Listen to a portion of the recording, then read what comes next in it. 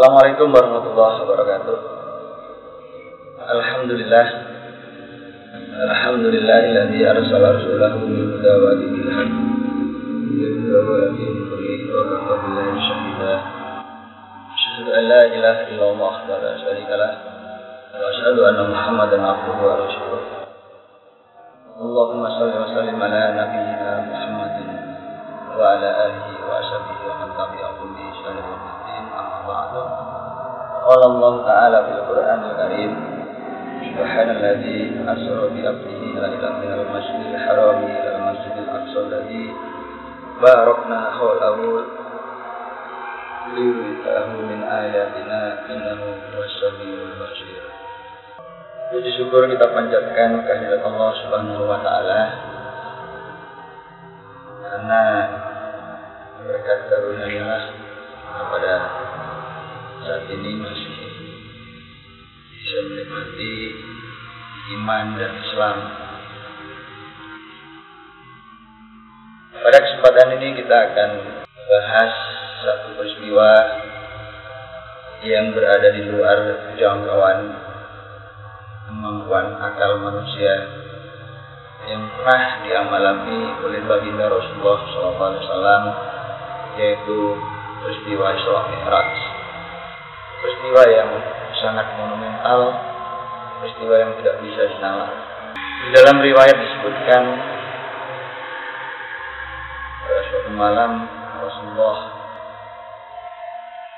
diberangkatkan ke Masjidil Aqsa dan kemudian naik ke Sidratul Muntaha dan kembali lagi, dan di pagi harinya Rasulullah mengumpulkan para sahabat. Nah, disitulah kemudian keimanan para sahabat teruji, karena memang peristiwa ini benar-benar sulit diterima oleh akal sehat. Nah, kita akan membahas sisi lain dari peristiwa Isra Mi'raj ini, khususnya dari perspektif ilmu pengetahuan. Banyak di antara kita yang mencoba mengaitkan Isra Mi'raj ini dengan fisika, khususnya dengan teori relativitas. Nah, kita lihat dulu perspektif Isra Mi'raj ini dari sudut relativitas, yaitu relativitas khusus. Di dalam riwayat yang sudah cukup dikenal, Rasulullah Mi'raj itu bersama malaikat Jibril mengendarai buraq. Buraq itu dari kata al-barq yang bermakna kilat. Itu adalah cahaya. Maka kalau Rasulullah dipahami bergerak dengan kecepatan cahaya, yang kita tahu kecepatan cahaya itu adalah 300.000 km per detik. Sedangkan perjalanan baginda Rasul katakanlah dimulai ba'da Isya sampai menjelang subuh, anggap saja ya mulai jam 8 sampai jam 4 pagi.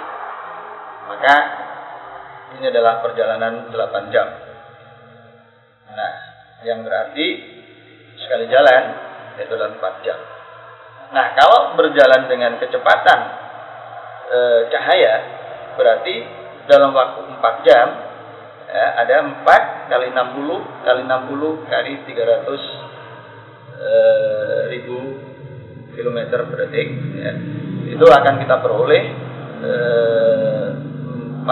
sekitar 4.320 juta kilometer. Jadi perjalanan yang sangat jauh menurut hitung-hitungan akal manusia. Tetapi secara astronomis ya, 4.320 juta kilometer ini jarak yang belum seberapa ya.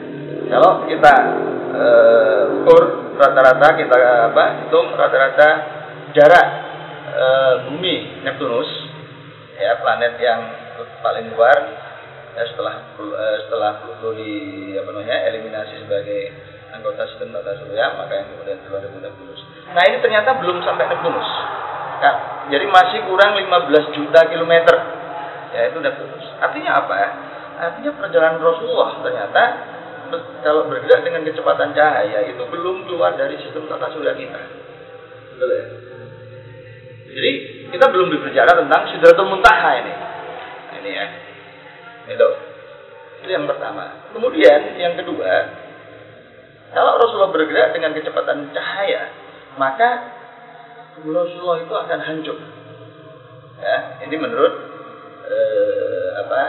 teori relativitas. Nah, ini ya. Nah, belum lagi maaf. Ya, kalau buruk itu seringkali digambarkan sebagai kuda yang bersayap, seperti Rasulullah ya, katakanlah naik kuda ke ruang angkasa dengan kecepatan tinggi, maka di situ akan terjadi gesekan-gesekan dengan udara ya. Ya, kita bisa bayangkan barangkali Rasulullah akan terterpa angin yang sedemikian luar biasa ya. Nah, biasanya kemudian orang akan masuk angin atau dan seterusnya. Nah, tapi kita tidak melihat dalam riwayat yang seperti itu ya. Nah, kita tidak percaya kalau Sidratul Muntaha itu katakanlah berada di Neptunus. Nah, berarti apa artinya? Penjelasan Isra Mi'raj dengan kecepatan cahaya itu tidak memadai ya. Karena pertama belum keluar dari sistem tata surya kita. Kemudian yang kedua, berdasarkan pendekatan teori relativitas, tubuh Rasulullah akan hancur dari sisi materialnya. Nah, berarti kita harus mencari pendekatan lain ya. Karena itu kita perlu kembali ke teks aslinya di dalam surat Al-Isra ayat pertama, Subhanallazi asra bi 'abdihi laila. Ya, jadi dari frase ini saja dulu. Maha suci Allah yang telah memperjalankan hambanya. Jadi yang pertama adalah asra, memperjalankan. Perjalanan itu berarti dari satu posisi ke posisi yang lain, dari satu titik ke titik yang lain. Nah, ini berarti indikasi ruang. Ya. Jadi Rasulullah menembus ruang, menembus tempat yang lebih tinggi, menembus ruang yang lebih tinggi, menembus dimensi yang lebih tinggi. Kemudian berikutnya adalah bi abdihi, ya, itu hambanya.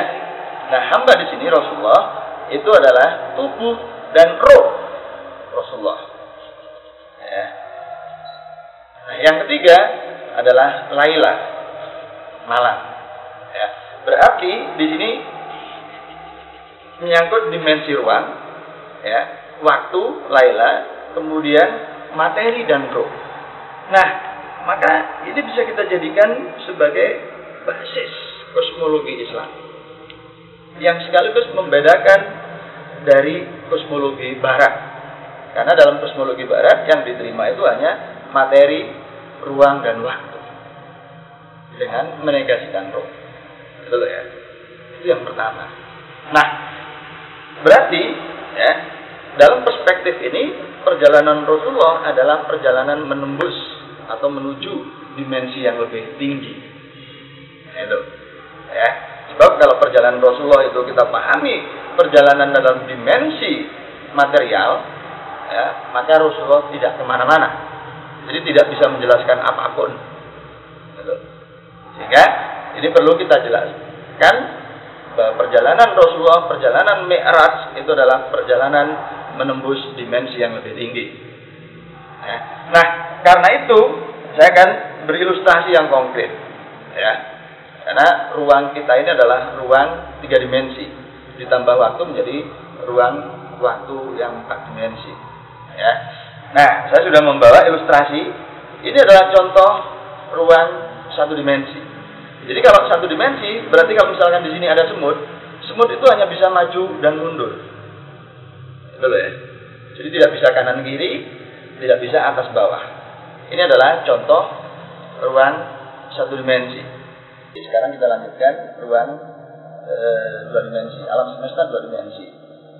Balon ini adalah contoh yang baik untuk alam semesta 2 dimensi. Jadi kalau misalkan di sini ada semut, di sini ada semut, ya, ada 2 semut, dan semut itu kita anggap makhluk 2 dimensi dalam artian semut tidak bisa melihat atas bawah, hanya bisa melihat depan dan kanan kiri. Ya. Nah, bagi alam semesta 2 dimensi, ruangan di luar balon dan ruangan di dalam balon itu adalah dimensi yang lain. Betul ya? Jadi misalkan di sini ada semut, sekarang di sini ada semut. Lalu semut ini bertemu, ya, mau bertemu. Nah, tapi tiba-tiba ya, semut yang di sini ini itu terlempar. Ya. Terlempar. Itu artinya semut ini masuk di dimensi yang lain. Betul ya? Karena dia sudah keluar dari universe yang 2 dimensional ini. Nah, semut yang terlempar ini menurut semut yang satunya itu menghilang. Mengapa? Karena semut ini tidak bisa melihat atas bawah. Dia hanya bisa melihat kiri kanan atau depan. Betul ya? Sebagai makhluk 2 dimensi. Nah, itu. Nah, seperti itulah perjalanan Mi'raj. Ya, karena perjalanan Mi'raj menembus dimensi yang lebih tinggi.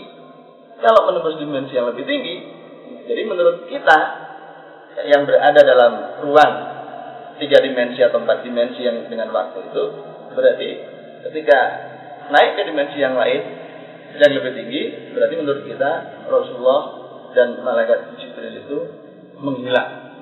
Itu loh ya. Masuk dimensi yang lebih tinggi, yang di sanalah kemudian meneruskan perjalanan sampai ke Sidratul Muntaha. Ya. Jadi itulah pengertian Mi'raj dari perspektif ilmu pengetahuan fisika. Jadi perjalanan Mi'raj itu adalah perjalanan menembus dimensi yang lebih tinggi. Gitu.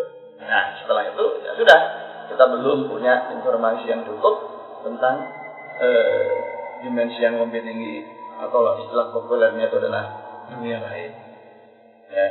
Yang sebenarnya dunia atau dimensi yang lebih tinggi ini ya sudah kita terima secara umum bahwa di dalam majelis taklim itu kita sebenarnya diliputi oleh para malaikat yang berzikir pada kita, tapi kita tidak pernah ya kemudian bersinggungan, bersenggolan, atau bahkan dahi kita itu kejeduk dengan dahi malaikat. Mengapa? Karena malaikat berada di dimensi yang lebih tinggi.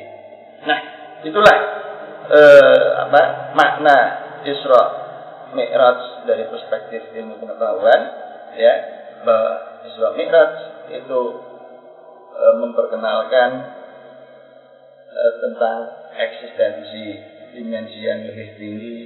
Disitulah para kalau kita merujuk pada hadis-hadis Rasulullah bertemu dengan Nabiullah terdahulu. Jadi itulah pemahaman dari si ilmu pengetahuan, ya, bahwa Isra Mi'raj pertama memperkenalkan ya